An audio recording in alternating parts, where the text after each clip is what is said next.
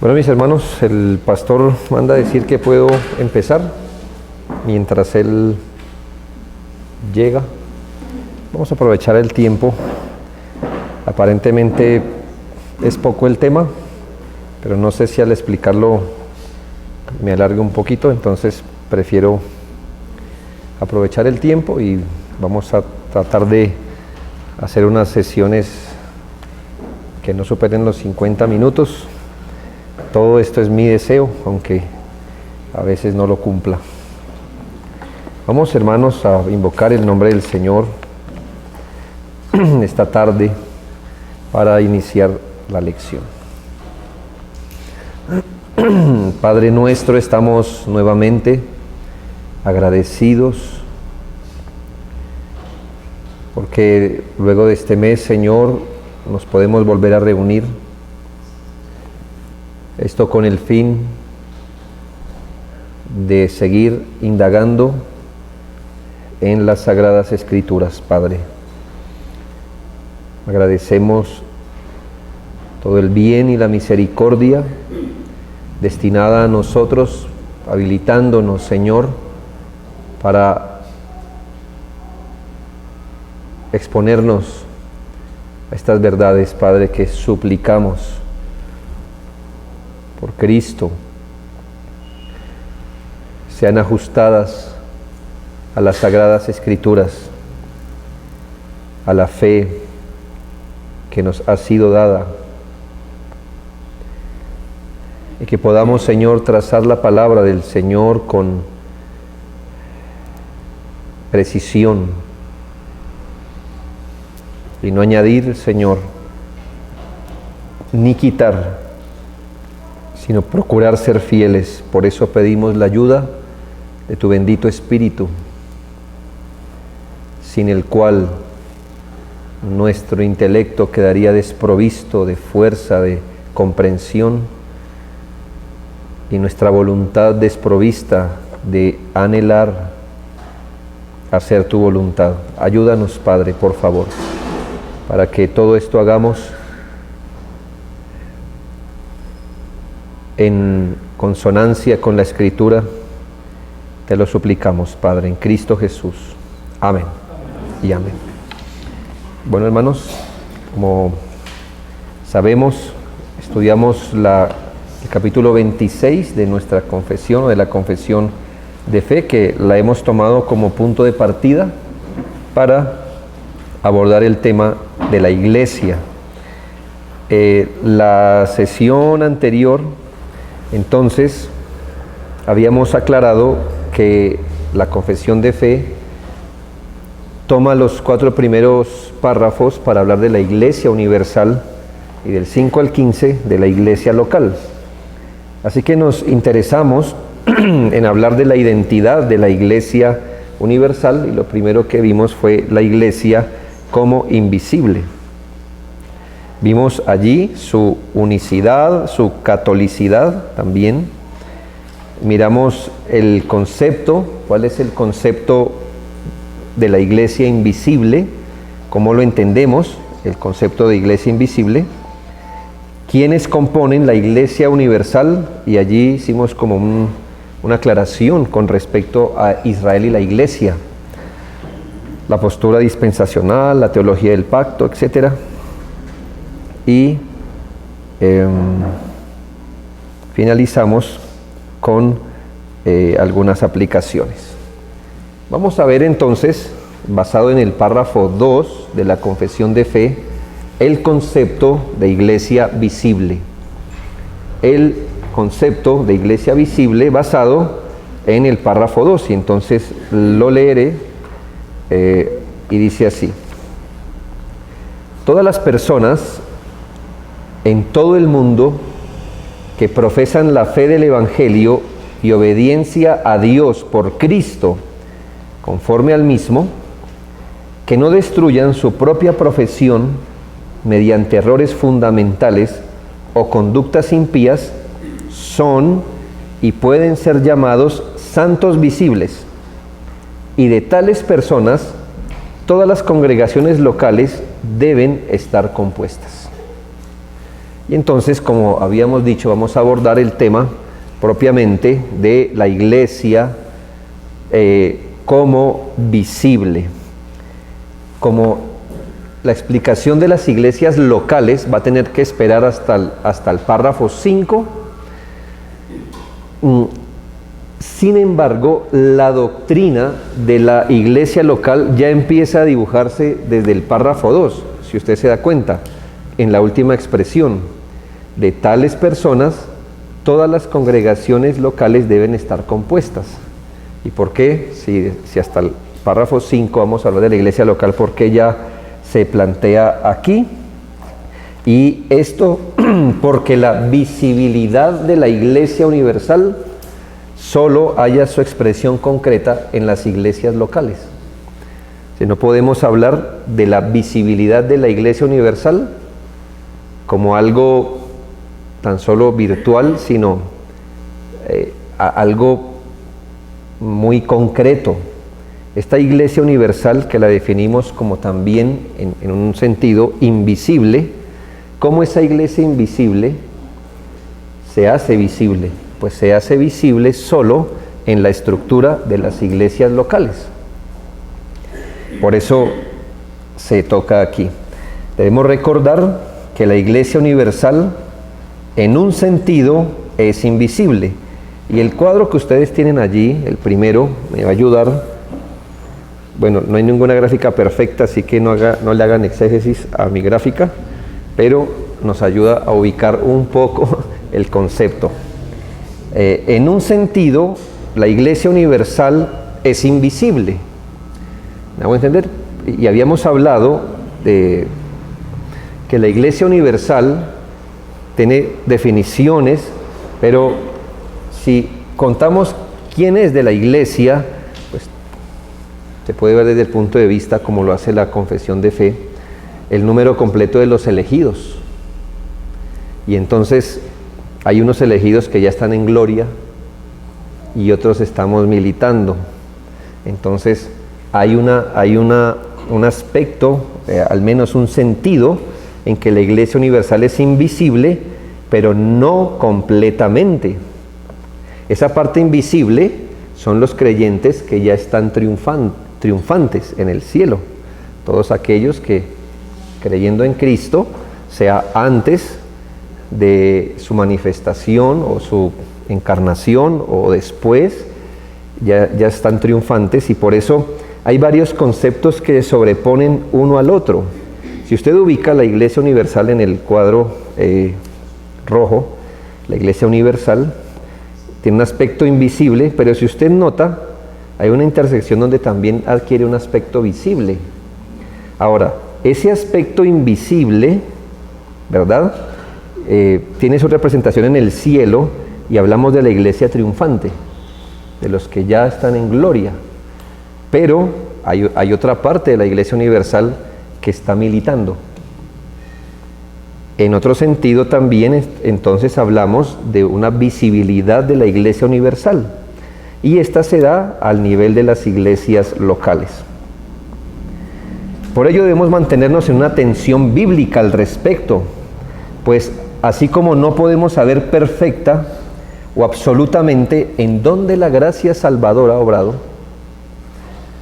tampoco podemos dudar que la gracia salvadora ha obrado en gente de carne y hueso. Es decir, no podemos exactamente, absolutamente saber en dónde la gracia ha obrado.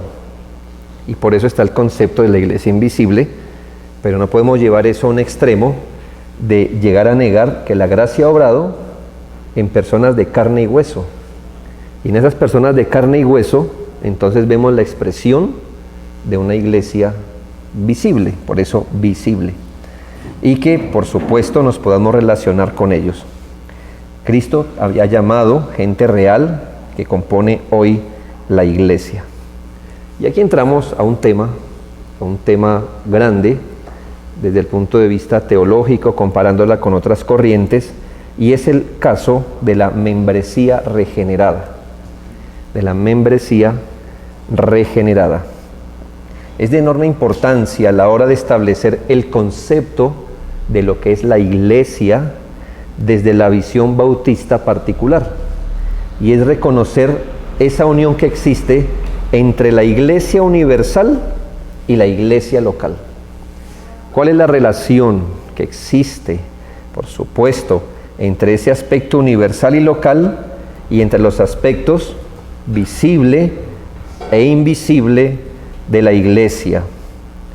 El teólogo Waldron dice: la iglesia universal no es simple o completamente invisible. Este párrafo enseña que también es visible. La relación entre la iglesia visible y universal con las iglesias locales es que solo los santos visibles deben ser miembros de las iglesias locales.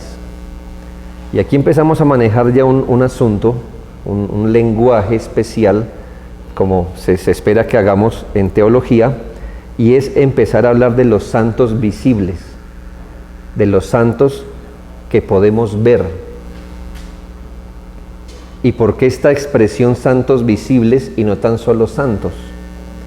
Porque entonces tenemos que darle balance a lo que hemos dicho, que absolutamente no podemos saber en dónde ha obrado la gracia del Señor, es decir, infaliblemente. Y entonces, cuando decimos santos visibles, es los santos como los podemos ver. Y eso supone un gran desafío en la mente. También sigue diciendo él: si bien la iglesia universal no es perfecta o completamente visible, es prácticamente visible. El doctor Renihan, cuando cita a Benjamin Kitch, que es uno de los bautistas particulares históricos, redactores de la Confesión, dice: en la iglesia universal hay muchas congregaciones o comunidades locales de cristianos. La sustancia de la iglesia universal se evidencia en las iglesias locales visibles. La iglesia universal se compone del número completo de las partes, y las partes dan visibilidad al todo. ¿Cuál es el punto que quiero resaltar? Que no es sencillo hablar de la iglesia universal y su invisibilidad despegándola de su visibilidad. No es sencillo. Lo que estamos haciendo por motivos de estudio es tratar de separar lo que a veces en la práctica no es tan sencillo. ¿Me hago entender? Por supuesto, uno pudiera decir, la iglesia hoy día tiene una realidad invisible. Hoy día. Una representación está en el cielo, otra en la tierra. Pero no podemos dejar ahí la expresión, porque debemos reconocer al mismo tiempo que hay una expresión visible de esa iglesia invisible. Así que esta es la complejidad, y por eso el cuadro que acabamos de hacer allí. Entonces quisiera más o menos dibujarlo en su mente.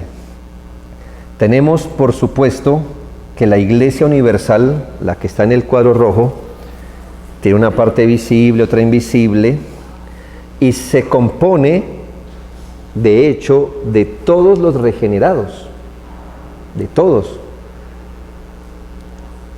Pero en el caso de la iglesia visible, donde usted esperaría encontrar la expresión de la iglesia invisible, también en la parte de abajo queda una parte, si usted se da cuenta, queda un espacio allí, donde ya no podemos hablar de membresía regenerada, sino de profesantes no regenerados.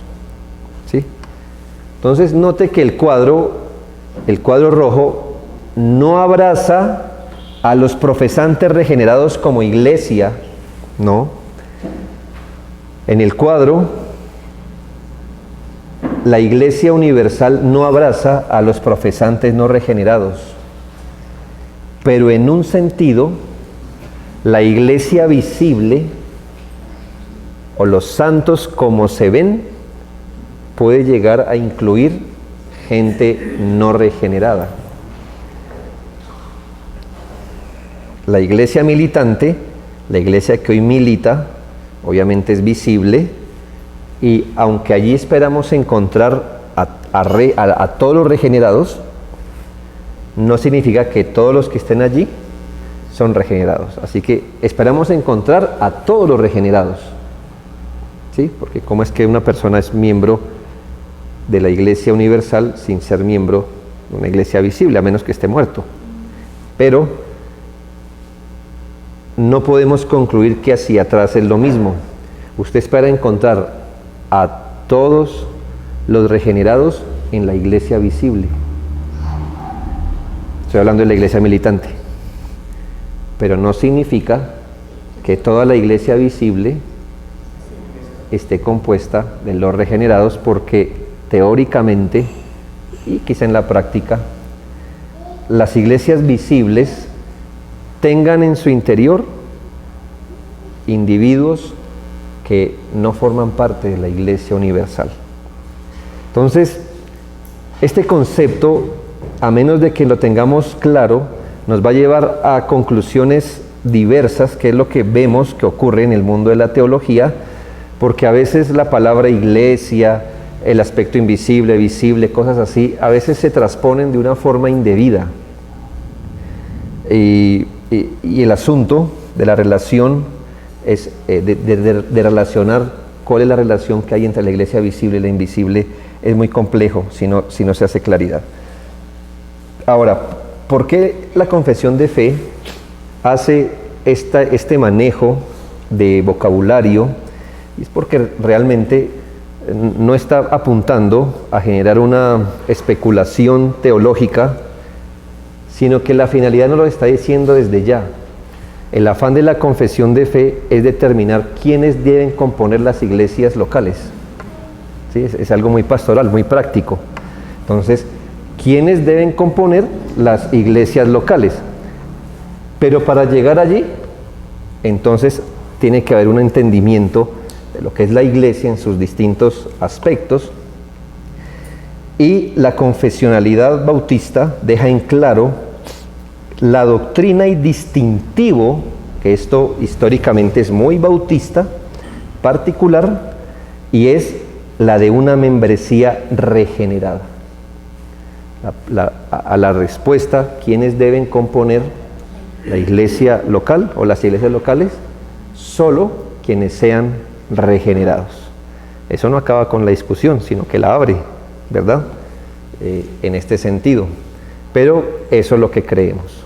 A distinción de cualquier otro grupo, nosotros creemos que únicamente quienes son regenerados deben componer la iglesia local. Y es otra forma de decir que la membresía en la iglesia local es una membresía regenerada. Claro, ya vamos a hablar de nuestros amigos presbiterianos, pero vamos a darle campo a eso. En al menos 3 lugares, nuestra confesión de fe insiste en este tema, para que usted se dé cuenta que eso hace parte de las entrañas de nuestra teología. En el capítulo 26, párrafo 2, quiero ser literal, yo al comienzo les doy las 2 opciones, una traducción que es la que manejamos siempre, del párrafo 26, pero hay una más abajo, y pues en esto yo no critico a los que traducen, la verdad, ellos hacen una muy buena labor. Lo que pasa es que he visto el asunto de que al pasar una palabra a otro idioma, si no se es cuidadoso, resultamos confundiendo un poco más o rebajando, cosas así. Entonces yo quiero apoyarme en la segunda, en la segunda traducción, que me parece un poco más literal. Dice: todas las personas en todo el mundo que profesan la fe del Evangelio y obediencia a Dios por Cristo conforme a ella. Es interesante porque en la otra dice conforme a Él, conforme al Evangelio. En cambio aquí dice conforme a ella, conforme a la fe. ¿Ya ve esas pequeñas variaciones? Pero bueno, conforme a ella. No destruyendo su propia profesión mediante errores, torciendo el fundamento o impiedad de conversación, son y pueden ser llamados santos visibles, y para eso nos contó todo. Y de tales congregaciones, y de tales deben todas las congregaciones particulares constituirse. Luego ahí mismo, en el párrafo 5, en 26.5, estoy en nuestra confesión de fe, dice: en el ejercicio de este poder que le ha sido confiado, el Señor Jesús, a través del ministerio de su palabra y por su Espíritu, llama a sí mismo del mundo a aquellos que le han sido dados por su Padre, para que anden delante de Él en todos los caminos de la obediencia que Él les prescribe en su palabra. A los así llamados, los que han sido objeto del llamamiento eficaz, les ordena andar juntos en congregaciones concretas o iglesias para su edificación mutua y la debida observancia del culto público que Él requiere de ellos en el mundo. Así que usted nota que sigue lo mismo. Las iglesias deben pertenecer o deben conformarse con aquellos que han sido llamados eficazmente por Cristo a través del ministerio de la palabra. Y en el capítulo 26, es la tercera parte, donde se nos habla, dice: los miembros de estas iglesias son santos por su llamamiento, y de una forma visible manifiestan y evidencian por su profesión de fe y su conducta su obediencia al llamamiento de Cristo, y voluntariamente acuerdan andar juntos conforme al designio de Cristo, dándose a sí mismos al Señor y mutuamente por la voluntad de Dios, profesando sujeción a los preceptos del Evangelio. Totalmente claro que la identidad bautista particular, esta está en las entrañas. ¿Usted no cree eso? Pues digamos, está en su derecho. Pero bautista particular cree en la membresía regenerada. Punto. Y esa es una gran diferencia, digamos, irreconciliable con el presbiterianismo y con el calvinismo, completamente hablando. Ahora, queda claro este distintivo, que si la Iglesia Universal está compuesta de solo los regenerados, si la Iglesia Universal está compuesta de solo los regenerados, las iglesias locales deberíamos procurar lo mismo. ¿Ya? Deberíamos procurar identificar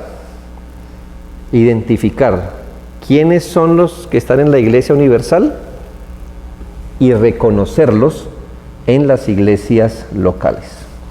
¿Sí se da cuenta por qué digo que esto no termina con el tema, sino que lo abre? Bien. Pero la confesión de fe es muy pastoral en un sentido, y así que para procurar esto, de cómo las iglesias deberíamos recibir solamente a los regenerados, nos plantean puntos de identificación. Si no nos deja simplemente, mire, es una membresía regenerada, y no nos abren más el entendimiento, sino que nos provee puntos de identificación como para decir, bueno, entonces, ¿qué considera nuestra confesión de fe como un santo visible? ¿A qué le llama un regenerado? O en su mente, en el concepto, ¿qué es una membresía regenerada?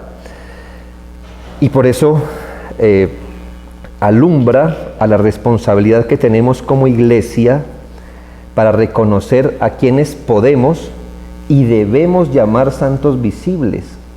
Mire lo interesante que aquí dice que tales personas, con las características que ya vamos a estudiar, son y pueden ser llamados santos visibles. O sea que no es simplemente llegar a reconocerlos, sino tratarlos como tales. Como tales. Estas deberían estar compuestas, según lo que entendemos, de quiénes deberían estar compuestas, claro, de la membresía regenerada. ¿Qué significa eso? Y vamos a hablar de una profesión de fe. ¿Quiénes? Jesucristo. ¿Quiénes deberían componer las iglesias locales? Los regenerados. ¿Qué entendemos como regenerados o santos visibles? Aquellos que hayan hecho una profesión de fe en Jesucristo.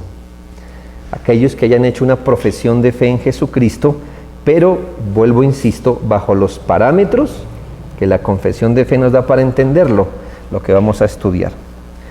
Lo que por ahora es bueno que entendamos es que en el mundo sí existen aquellos que profesan fe en el Señor Jesucristo. Y ahí entra en utilidad mi cuadro segundo, y esta tarde tomé el párrafo y simplemente lo puse en un orden para poderlo apreciar de esta manera. Este párrafo nos habla de una profesión de fe, pero no nos deja a oscuras en qué concibe cómo se concibe una profesión de fe. Esta tiene una parte positiva. La parte positiva tiene una parte doctrinal y una parte vivencial. Profesión de fe le llama a la confesión de fe aquellos que doctrinalmente profesan la fe del Evangelio, pero vivencialmente muestran o evidencian obediencia a Dios por Cristo conforme a esa fe del Evangelio. Ahora, negativamente, una profesión de fe significa que no se destruye esta profesión mediante errores, torciendo el fundamento, claro, de forma sostenida. Y en cuanto a lo vivencial, hay impiedad de conversación o conducta impía, o lo que llamamos la práctica del pecado. Tanto en su aspecto positivo como negativo, tanto en su aspecto doctrinal como vivencial, si una persona se identifica con esto, no solo es, sino que puede ser llamada la persona un santo visible, un santo como se ve. Y de tales deben todas las congregaciones particulares constituirse. Es que vamos a analizar todo ese cuadro según el parámetro que tenemos. Estas personas, de las que todas las congregaciones particulares deben constituirse, son aquellas que han hecho una genuina profesión de fe y se caracterizan por estos 4 distintivos: lo doctrinal y la manera como esa doctrina que entienden, como esa doctrina se convierte en una vivencia. Y eso es interesante que lo diga la confesión de fe, es decir, obediencia a Dios por Cristo conforme a esa profesión de fe del Evangelio. Entonces hay una parte donde profeso a Cristo, pero hay una parte en que evidencio en mi manera o en la manera de vivir esta profesión de fe que he hecho. Negativamente, por supuesto, que esperamos de un profesante, de alguien que ha hecho profesión de fe, pues que no contradiga la fe que dice seguir, y también que en su manifestación de vida no llegue a contradecir a través de su vida impía esta profesión de fe. Sabiendo que el asunto, este asunto es complejo, déjeme advertirle de unos errores. Es un desafío en la práctica, y hablo pastoralmente. ¿En qué sentido? En que, bueno, yo sé, entonces alguien que ya hizo profesión de fe significa que debe profesar fe en el Evangelio. ¿Qué tanto debería creer y profesar como un creyente? ¿Hasta dónde ponemos el metro para decir qué tanto debería evidenciar, qué tanto no debería evidenciar? Porque debemos ser claros, hermanos, si se pidiera para ser miembro de una iglesia local el entendimiento maduro de nuestra fe, entonces me imagino que pues pasaría mucho tiempo, y aun cuando pase, todavía uno quedaría con la misma pregunta, ¿no? ¿Es esto suficiente? Y si lo trasladamos al cómo vive, ¿verdad? Cómo expresa la profesión de fe, entonces podemos tener el mismo problema. Podemos decir, bueno, vamos a esperar unos buenos años para que esta persona madure, pero aun cuando esté madura, llegaríamos al mismo punto. ¿Ya es lo suficientemente madura para ser? Yo entiendo el peligro del otro lugar, ¿no? Con muy poco se recibe gente a la membresía, pero este es el punto. Ahora, sabiendo que el punto de las evidencias, veo a esta persona, quiero saber si esta persona puedo llamarla con lo que tiene un santo visible. Es un desafío en la práctica, pero quiero advertir ciertos errores a evitar antes de abordar los distintivos y estudiarlos uno a uno. El primer error a evitar, creo, y espero que nos abra un poco el entendimiento, la verdad, esa es la idea, y sobre todo, claro, tengo en mente no una exposición, como les dije en un comienzo, fría, sino más pastoral, que creo que es lo que todos apreciamos en el sentido de poder lidiar con estas cosas. Perdónenme que me fui. El primer error es enfatizar en el asunto de las evidencias, enfatizar en el juicio subjetivo. Enfatizar en el juicio subjetivo. Veo que es uno de los errores que que cometemos en las iglesias, y es enfatizar el asunto de la profesión de fe en Cristo, de una profesión real en Cristo, en cuanto al juicio subjetivo, el juicio que cada uno pueda tener en su propio corazón. O también el juicio muy subjetivo que una iglesia pueda tener de un individuo. Ese es un error a evitar. Los presbiterianos, quienes tienen que justificar su teología de añadir a la iglesia visible a quienes no han sido regenerados, esto lo hacen por principio, o sea, no lo hacen por implicación, sino por principio, y aunque no quieren que se les plantee así el asunto, de que ellos están añadiendo a la iglesia visible no regenerados, ellos no quieren que se plantee así, pero es el caso exactamente de los bebés. Cuando ellos bautizan a sus hijos, de acuerdo a la fe, no del hijo, sino de sus padres,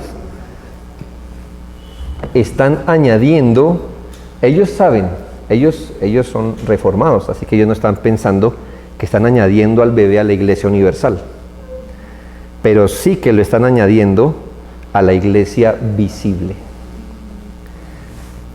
Charles Hodge afirma en un documento muy popular, que hasta se lo regalan, de la insignia cristiana se llama. Él dice, es un libro donde uno dice, vamos Hodge, me diste una teología tan profunda, y aquí admiro la ausencia de probatorio bíblico. Pero dice, nosotros creemos que los hijos de los creyentes deben ser bautizados porque forman parte de dicha iglesia visible. Así que ellos creen que el bebé bautizado viene a formar parte de la iglesia visible. Claro, no de la iglesia universal, porque ellos creen en la regeneración soberana del Señor, añadiendo a su iglesia, pero ese es el punto. A la luz de esto, ya que han aceptado eso, tienen que justificar de ahí en adelante todo. ¿Me hago entender? Tienen que justificar el caso de los adultos. Y entonces, ¿por qué en los adultos si solo añades a los regenerados? ¿Cierto? Pero, para no pisarse allí, entonces salen y tienen argumentos como estos. Dice un presbiteriano, es cierto e innegable que puede haber, y en efecto hay personas no regeneradas en la iglesia visible. Y uno dice, sí. Se puede decir entonces, y mire ya planteado eso, mire el paso. Se puede decir entonces que la iglesia se compone de ambos. Usted la ve de un lado y dice sí, pero de otro lado y dice no, explíqueme un poco más. Y sigue diciendo, creyentes incrédulos, algunos son verdaderos cristianos, otros son cristianos y otros cristianos nominales. ¿Ya entiende usted? Tienen que justificar el punto. Por eso ellos creen, y una de las acusaciones más grandes que nos tienen es que los bautistas somos muy pretenciosos. Somos muy pretenciosos al pretender nosotros que existamos iglesias que nos atrevamos a evaluar la profesión de fe de alguien, cuando eso es algo soberano y secreto que nadie puede ver infaliblemente. Así que ellos piensan que una iglesia no puede atribuirse la tarea de evaluarle la profesión de fe a nadie. Pero mire cómo han llegado ahí. Es que de bebés los añaden, ¿sí? Ellos tienen que seguir justificando, y por eso dicen que es uno muy pretencioso. Y las preguntas que nos hacen siempre es: ¿pero ustedes pueden saber quién es un regenerado exactamente? Uno les puede decir: no, pero es que ese no es el punto. Nunca se nos dijo que calificáramos infaliblemente la fe de alguien, sino que miráramos su profesión de fe. Por eso es importante entender esta palabra, profesión de fe. A través de la historia, dice este teólogo, ha habido grupos dentro de la iglesia cristiana que insistieron en la idea de una iglesia pura. Su característica era limitar, bueno, él lo está hablando como si fuera un error. Su característica era limitar la membresía de la iglesia únicamente a aquellos que tenían conciencia de haber nacido de nuevo y que podían dar una evidencia clara de su conversión. ¿De quién estarían hablando? Pero bueno, de nosotros, ¿verdad? Estos mismos juzgaron necesario y juzgaron posible excluir a los no regenerados de la iglesia. Y termina diciendo: esto hace hincapié indebido en la experiencia religiosa subjetiva, ignorando la incapacidad del hombre para determinar quiénes son los regenerados y quiénes no lo son. Usted mira que es un lenguaje sugerente, tiene razón en algunas cosas, no en otras, pero bien. No creemos en el concepto de iglesia presbiteriano y por supuesto no creemos en el concepto de membresía presbiteriano, aunque reconocemos que algunos de esos conceptos también los creemos nosotros. Pero mire, en la acusación que hace hay algo de sabio y hay sabiduría en esto. Y dice que estas iglesias, aunque no es nuestro caso completamente, dice que solo aceptan a quienes tienen conciencia de haber nacido de nuevo. Es interesante, porque en cierta forma eso queremos y no. ¿Por qué? Ya le digo. Y más adelante dice: eso hace hincapié en la experiencia religiosa subjetiva.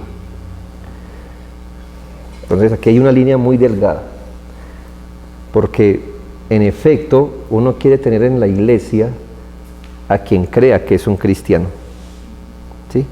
A quien se mire y diga: yo sí creo que he creído, yo veo evidencias de mi salvación en mi corazón, pero creo que ese no debe ser el parámetro, hermanos, porque entonces le estamos arrojando al individuo a que él se califique a sí mismo y ese sea el fundamento por el que nosotros lo recibiremos. O sea que si él mira hacia su corazón y se cree, sinceramente, cree que ha sido objeto de la obra de gracia, la iglesia lo mira y dice: bueno, ¿crees que has creído? ¿Sí nota la pregunta?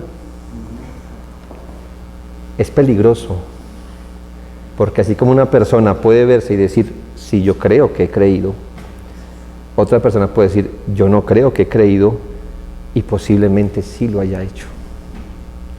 Y algo más, una persona puede decir: no, sí creo que he creído, y no ha creído. Y note, hermanos, cuál es la pregunta evangélica. No es ¿crees que has creído?, sino ¿crees en el Hijo de Dios? ¿Nota? no es creer que he creído, es creer en Jesucristo. ¿Ve cómo es difícil? Yo entiendo, pero lo que ocurre, no que la opinión que la persona tenga de su fe no nos sirva. Lo que se me hace, hermanos, es que es un peligro colocarla como el fundamento infalible. No puede ser, como si... Ahora, ¿qué pasa? Eso también lo puede hacer una iglesia, no solo el individuo. Los individuos como que miramos y decimos, yo creo que él ha creído, ¿verdad? El error mismo, pero comunitario, que no está mal, pero está mal llevarlo al extremo de convertirlo en el fundamento. Aunque no creamos en ese supuesto de iglesia que ellos dicen, sí es interesante que la capacidad del individuo y de la iglesia para dar un testimonio infalible de la profesión de fe de alguien, y en muchos casos sin necesidad de corroboración de parte de una iglesia, es peligroso. Generalmente la gente se ofende cuando ellos se creen creyentes, pero es que, hermanos, son los únicos testigos de que lo son. Nadie más fuera de ellos los ve como un santo visible, ni mucho menos el juicio de una iglesia local les sirve. Ellos dicen, yo soy creyente. ¿Por qué? Porque yo sé que soy creyente, porque yo... ¿Sí ve? Es un juicio muy subjetivo. Puede que tengan razón, pero no necesariamente. Y hoy la gente se molesta cuando se le dice que en algunos de esos procedimientos la iglesia debe emitir un juicio con respecto a ellos. Eso les parece completamente ofensivo y legalista, y obviamente afirman que la Biblia, eso simplemente era, ¿crees? Yo creo, listo, venga para acá. Cosas así, ¿no? Con exégesis liviana, ¿verdad? Cuando usted ve, ¿crees en el Hijo de Dios? Creo. ¿Se bautiza? Me bautizo, ya, pum, pum. Ellos piensan que esas cosas pasaron sin ningún contexto y pasaron con gente moderna y cosas así. Bueno, de eso después hablaremos, pero digamos tienen cómo tomar de allí. Pero hermanos, antes de seguir, quiero devolvérselas a los presbiterianos. Aquí espero que no haya ninguno, si no lo hacemos con mucho respeto. El asunto no es complicado solo para los bautistas, ¿sabe? Sino también para los presbiterianos, y le voy a decir por qué. Ellos dicen que bautizan a sus hijos no por la fe del hijo, porque es un bebé, sino por la fe del padre. Y yo les pregunto, ¿y cómo saben que el papá sí tiene fe? Ah, bueno. ¿Cómo lo hacen? Haciendo lo mismo que los bautistas hacemos para recibir a la membresía, ¿no? Entonces, no, ellos están manifestando su fe en los hijos. ¿Y cómo sabes que tiene fe? ¿Qué evidencias tiene? ¿Cómo supiste que él tiene fe? Y entonces ahí bautista y presbiteriano quedamos en el mismo lugar. Sí, ellos nos acusan. Ustedes se atribuyen la capacidad de decir quién tiene o no fe. Bueno, ¿y por qué ellos saben que el papá tiene fe para bautizar al hijo? Es mi pregunta. Ahora, ellos creen en la disciplina eclesiástica. Y yo me pregunto, ¿sobre qué base pasan el juicio sobre la profesión de fe de alguien para ponerlo en disciplina? ¿Sobre qué base dicen, me parece que él no está andando en la fe o sí está andando en la fe? ¿Sobre qué base? Entonces volvemos a lo mismo. Debemos tener alguna evidencia con la que podamos hacer tal cosa. Yo me pregunto, ¿cómo si pueden calificar la fe del padre que bautiza a su hijo, pero nos señalan de error al hacer lo mismo con quienes deben ser recibidos a la membresía de la iglesia? Pero es una bondad que la Biblia nos provea el contenido de lo que es una profesión de fe, lo que también en palabras sencillas hace la confesión de fe. La profesión de fe no puede determinarse infaliblemente por parte de la actividad humana, eso es cierto, pero puede identificarse en su aspecto más visible, que es la cuestión. Y entonces cuando vamos tras la profesión de fe, no vamos tras la profesión de fe infalible, sino la profesión de fe visible. ¿Ya entienden lo que tiene que hacer la iglesia? No vamos tras la profesión de fe infalible. Hermanos, ni todos nuestros ojos pudieran determinarlo, pero sí la responsabilidad es evaluar la profesión de fe visible, que es el punto. La iglesia desea identificar los miembros de la iglesia invisible como santos visibles. Así que el punto no es quién debe ser añadido a la iglesia invisible, sino quién debe ser añadido a la iglesia visible.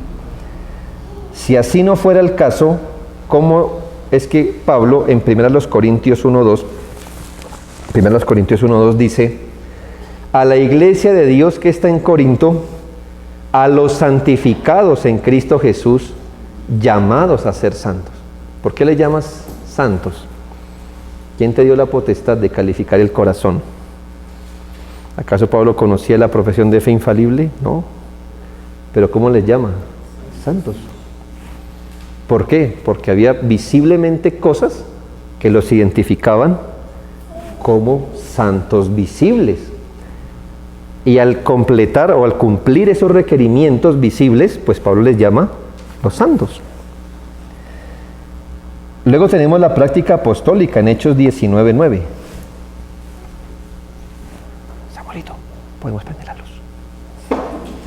Hechos 19:9 dice: pero endureciéndose algunos y no creyendo, maldiciendo el camino delante de la multitud, se apartó Pablo de ellos y separó a los discípulos, discutiendo cada día en la escuela de uno llamado Tirano. ¿Cómo es que Pablo aparta a los discípulos de quienes no lo son? ¿Bajo qué? Él tuvo que hacer un juicio, ¿no cree? Él tuvo que mirar y decir: este es discípulo, este no, para poder apartar a los discípulos. Y entonces, ¿usted qué ve en la Escritura? No que Pablo se atribuyó la potestad de estar a la misma altura del Espíritu Santo, sabiendo quién es o no realmente un creyente, pero al menos los santos visibles, cómo se veían, eso sí, hizo un juicio y los pudo separar. Así que la Biblia no nos ha dejado en oscuridad para poder determinar visiblemente quién es un santo visible. Ese es el primer error. Segundo error, creo que es rendir al inicio la procura de una iglesia pura. Rendir, o si rendirse, de poner al inicio la procura de la pureza de la iglesia. Y citaré al teólogo presbiteriano, que nos sirve mucho para contrastar. Dice: la iglesia visible no puede conservarse completamente pura, y lo creemos, hermanos. Eso es verdad. Sus más piadosos, más fieles y más sabios oficiales distan mucho de ser infalibles en su afán de distinguir entre el trigo y la cizaña. Sí, lo creemos también. Vamos a ser generosos con la parábola, que no aplica aquí, pero vamos a decir: sí, está bien.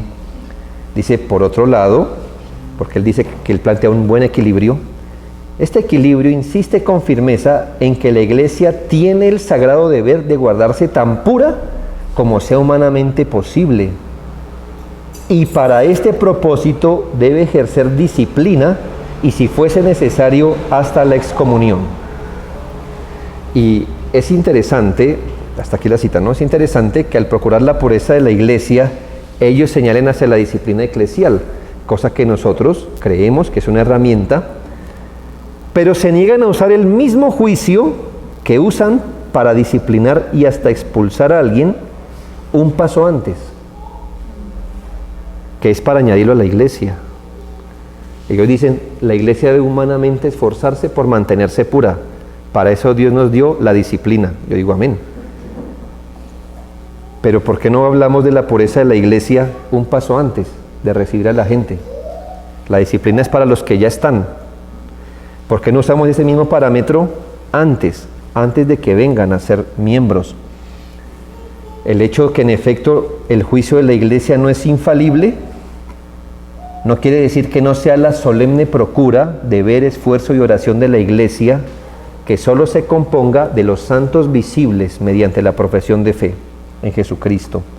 La iglesia no puede razonar que ya que el asunto no lo puede hacer infalible, entonces va a añadir a las personas a la iglesia y estando dentro, ahora sí las va a empezar a evaluar y va a empezar a atajar todo problema con la disciplina eclesiástica. Hermanos, yo creo en la pureza de la iglesia por la disciplina, pero también la pureza de la iglesia debe ser en la puerta de entrada. Estoy hablando metafóricamente, no ya en la sala, sino en la puerta de entrada. Note el proceder de los apóstoles en Hechos 9, 26 al 28. Y note dónde pusieron los sensores de movimiento. Hechos 9, 26, 28. Cuando llegó a Jerusalén, estábamos hablando de Pablo, recién convertido, trataba de juntarse con los discípulos, pero todos le tenían miedo, no creyendo que fuese discípulo. Hermanos, ¿por qué los apóstoles no aceptaron a Pablo? Porque no creía que era un discípulo. Uno decía, qué pretenciosos eran, ¿no? Como si vieran el corazón. No. Ellos tenían unos parámetros al menos visibles. Decir, espere, déjenos ver. Sigue diciendo. Entonces Bernabé, tomándole, lo trajo a los apóstoles y les contó cómo Saulo había visto en el camino al Señor, el cual le había hablado, y cómo en Damasco había hablado valerosamente en nombre de Jesús, las evidencias. Y estaba con ellos en Jerusalén y entraba y salía. Hasta que Bernabé hizo el favor de mostrar las evidencias de su conversión, ahora sí entraba y salía con los discípulos. Pero mientras que no, entonces ellos no creían que era un discípulo. ¿Sí? Esta era la base de por qué Pablo no era aceptado por ellos. Entonces mi punto es, el hecho que la iglesia no lo pueda hacer infaliblemente no significa que no lo pueda hacer o lo deba hacer o se esfuerce en hacerlo. En al menos tener unos parámetros visibles para determinar la conversión de alguien. Las iglesias somos tan responsables por la pureza de la iglesia, de quienes hacen parte de ella, como de la pureza de la iglesia en el ingreso de los individuos que recibe como santos visibles. Y por último, antes de salir al descanso, el tercer error es sobreestimar ciertas evidencias, sobre todo las de carácter sensitivo y o externo. Sobreestimar ciertas evidencias, sobre todo las de carácter sensitivo y o externo. Cuando planteé el primer problema, que le llamamos enfatizar el aspecto subjetivo, no estoy diciendo que el aspecto subjetivo no sirva, sino que el problema está en enfatizarlo, en llevarlo a un extremo. Y aquí no estoy diciendo que las evidencias, sobre todo las de carácter sensitivo y o externo, no deban ser vistas, sino que no deben ser sobreenfatizadas a la hora de recibir una persona como un santo visible o reconocerla. En esto es bueno saber que hay elementos generales que una iglesia puede reconocer y que la línea divisoria entre lo que nos es posible ver y lo que no nos es posible ni correcto ver, a veces no está tan bien subrayada. A veces cuando hace un sol así como no tan nítido, pero así como ahorita, me imagino que nuestras mesas están dando una sombra, pero la línea no está tan definida como lo hace la baldosa. Así que si este ejemplo lo hiciéramos a nivel espiritual, uno sabe que hay cosas que la iglesia puede ver, es una evidencia visible, y hay cosas que no nos atreveríamos a calificar. Pero ¿dónde está la línea? A veces se nos mueve un poco más allá y a veces la traemos un poco más acá y es difícil. Hemos de advertir, hermanos, eso sí, que debemos de alguna manera corroborar que la persona tenga los elementos doctrinales necesarios, como lo veremos, por supuesto, que también presente en su vida experimental algunos asuntos que van corriendo de acuerdo a la palabra de Dios, pero suele pasar que cuando queremos identificar a un santo visible, empezamos a enfatizar los elementos de carácter sensitivo o externo. déjeme hablarle de qué entiendo por elementos de carácter sensitivo. Hermanos, ciertamente hoy día en Cristo están personas cuya conversión fue dramática. Pablo, ¿sí? Cosas así. El hombre Zaqueo, se lo ve allí. La mujer pecadora, ese tipo de conversiones. Y eso nos da un principio de cómo la gente llega a Cristo. Y es muy posible que la conversión de algunos haya sido dramática, personas hayan experimentado una intensidad en su convicción de pecado muy fuerte, una perturbación fuerte, a veces elementos como el alcance o la profundidad del arrepentimiento son asuntos sensitivos. La claridad de la fe que tenga en un momento, ¿cierto? Estas son puestas como evidencias para catalogar a alguno como un santo visible. Y creo que sobreestimar eso es peligroso, hermanos. ¿Por qué? Porque muchas conversiones nunca son ni van a ser dramáticas. Nunca. A veces la intensidad de la convicción del pecado, a veces no, siempre la intensidad de convicción del pecado no será la misma en todos. Hay gente que puede decir, mire, yo me convertí el 24 de no sé qué, de 1700, espere que no haya nadie tan viejo aquí. Yo me convertí en esa fecha. ¿Y por qué? Pues ese día les vino una convicción profunda, ese día quizás lloraron, entraron en crisis, no sé qué cosas.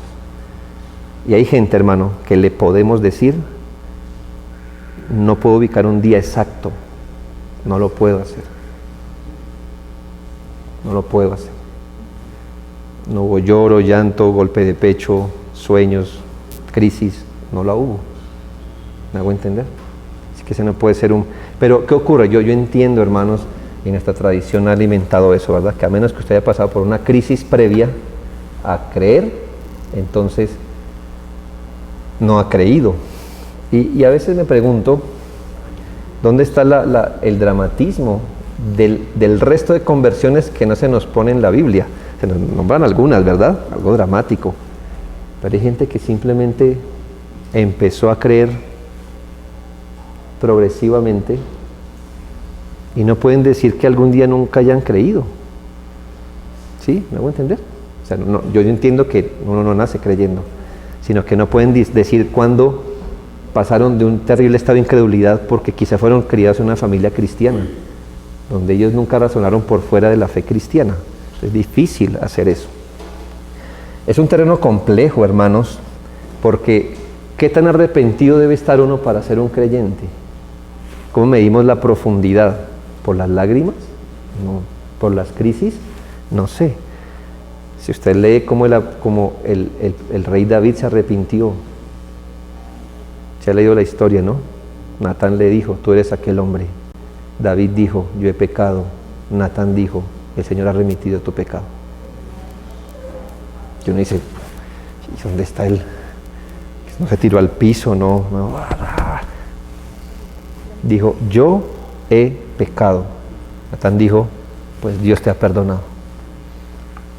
¿Qué tan arrepentido debe estar alguien?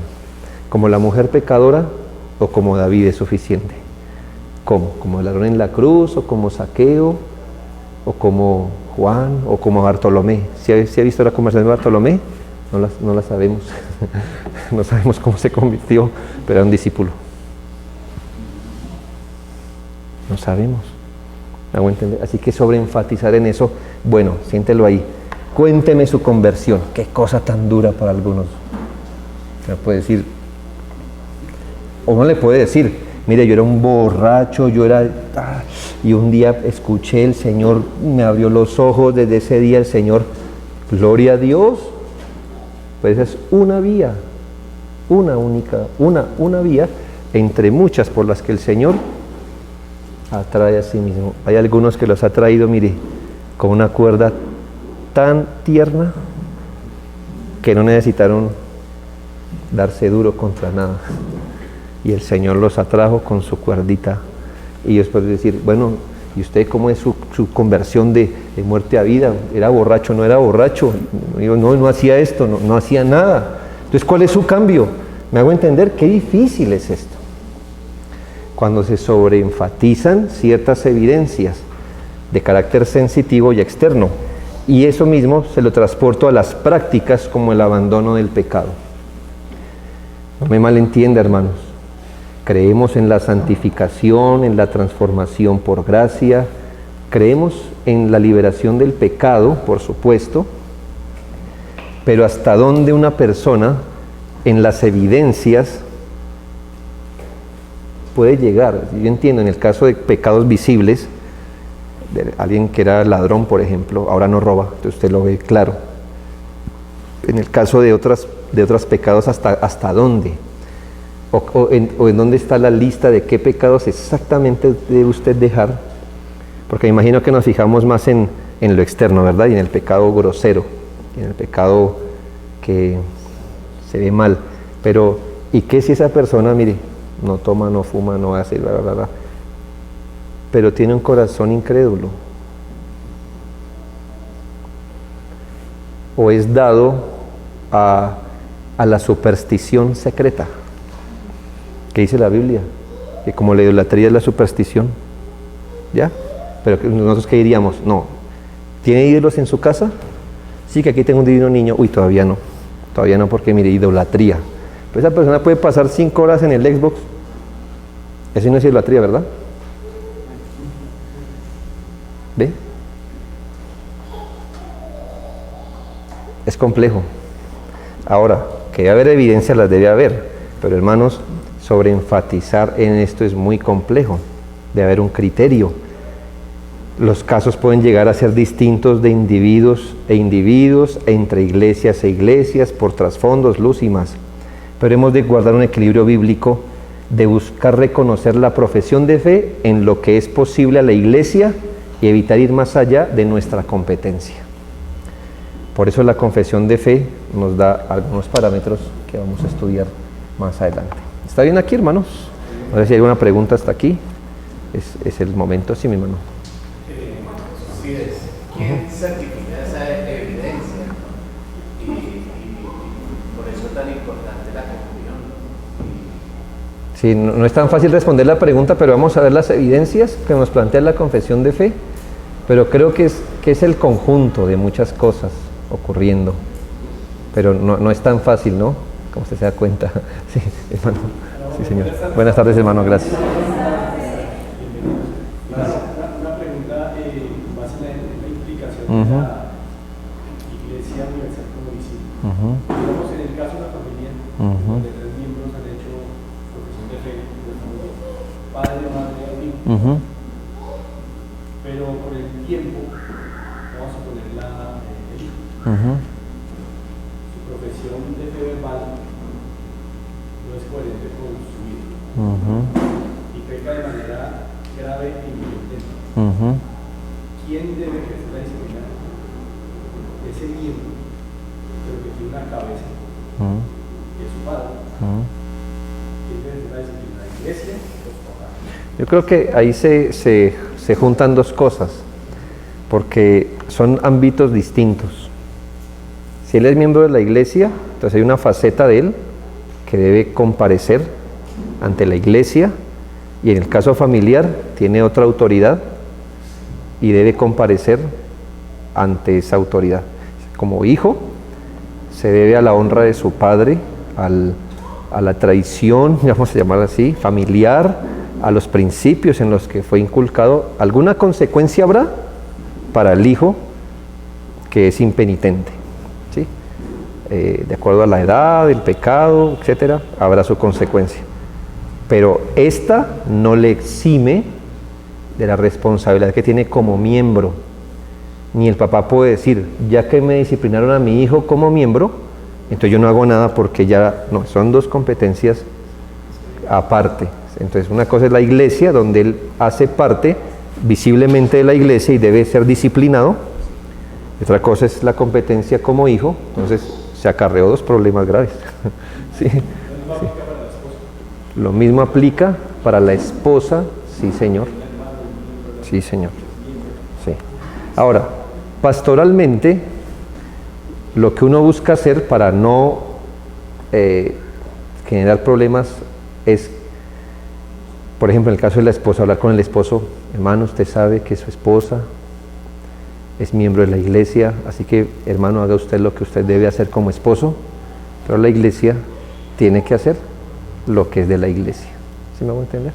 Entonces, como para no desconocerlo, ¿no? Para no pasar, pero es una distinción que uno hace, porque la verdad, creemos que en cuanto a la iglesia, por prudencia hacemos muchas cosas, pero por ejemplo, al ser un miembro de iglesia, pues la esposa está sujeta a lo que cualquier miembro lo es, ¿me hago entender? Si el pastor ve algo indecoroso en ella, pues debe, claro, uno por distinción le dice: hermano, voy a hablar con su esposa, pero si no se diera el caso, pues tampoco hay una falla enorme, pues porque ella es miembro de la iglesia. Entonces, ese asunto se miraría así.